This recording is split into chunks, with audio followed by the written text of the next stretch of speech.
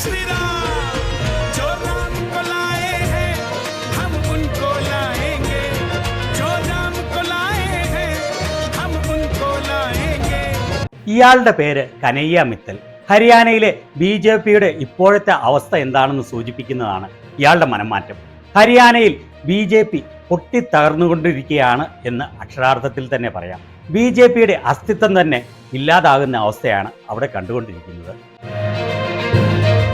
ദിനംപ്രതി ക്യാബിനറ്റ് മന്ത്രിമാരും സിറ്റിംഗ് MLAമാരും മറ്റ് പ്രധാനപ്പെട്ട നേതാക്കളും എല്ലാം മുങ്ങുന്ന BJPയുടെ കപ്പലിൽ നിന്ന് പുറത്തു ചാടിക്കൊണ്ടിരിക്കുകയാണ്. ഇപ്പോഴിതാ രാജ്യത്തെ ഏറ്റവും വലിയ രാമഭക്തൻ എന്ന് അവകാശപ്പെട്ടിരുന്ന വ്യക്തി BJPയെ ഉപേക്ഷിച്ച് കോൺഗ്രസിലേക്ക് ചേക്കേറാൻ തയ്യാറെടുത്തിരിക്കുന്നു. ഈ വ്യക്തി ചില്ലറക്കാരനല്ല, വളരെ ഫേമസ് ആയ ഭജൻ പാട്ടുകാരനാണ്. BJPയുടെ ആൾക്കാരെല്ലാം ഷെയർ ചെയ്തുകൊണ്ടിരുന്ന രാമനെ ആര് കൊണ്ടുവന്നുവോ അവരെ ഭരണത്തിൽ ഏറ്റും എന്ന പാട്ടുപാടിയ ആളാണ്.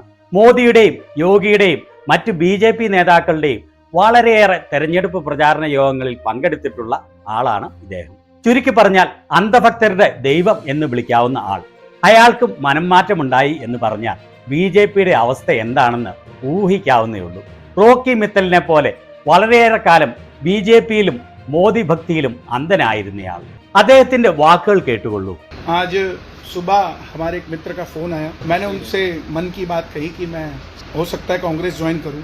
ഇന്ന് രാവിലെ എൻ്റെ ഒരു സുഹൃത്തിന്റെ ഫോൺ വന്നു. അദ്ദേഹത്തിനോട് ഞാൻ എൻ്റെ മനസ്സിലുള്ള കാര്യം തുറന്നു പറഞ്ഞു. ഞാൻ കോൺഗ്രസിൽ ചേരാൻ ആഗ്രഹിക്കുന്നു. मुझे लगता है कि सनातन की बात करने वाला एक ही दल ना हो, हर दल से सनातन की बात हो.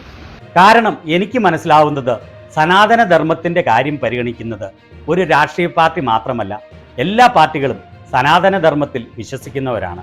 हर किसी की मदद करने के लिए हर दल से बात हो, और इसीलिए मन में इच्छा हुई कि हम कांग्रेस ज्वाइन करें.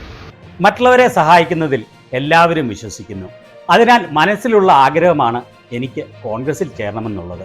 भाजपा से हमारा कोई ऐसा मतभेद या मनभेद नहीं है. कुछ लोग कह रहे टिकट नहीं मिला पंचकुला से तो इसलिए कांग्रेस ज्वाइन कर रहे हैं, ऐसा कुछ भी नहीं है.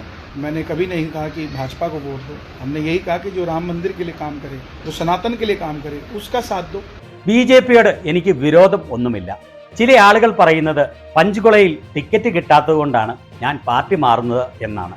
എന്നാൽ അങ്ങനെയൊന്നുമില്ല. BJPക്ക് വോട്ട് നൽകണമെന്ന് ഞാൻ ഇതുവരെ പറഞ്ഞിട്ടില്ല.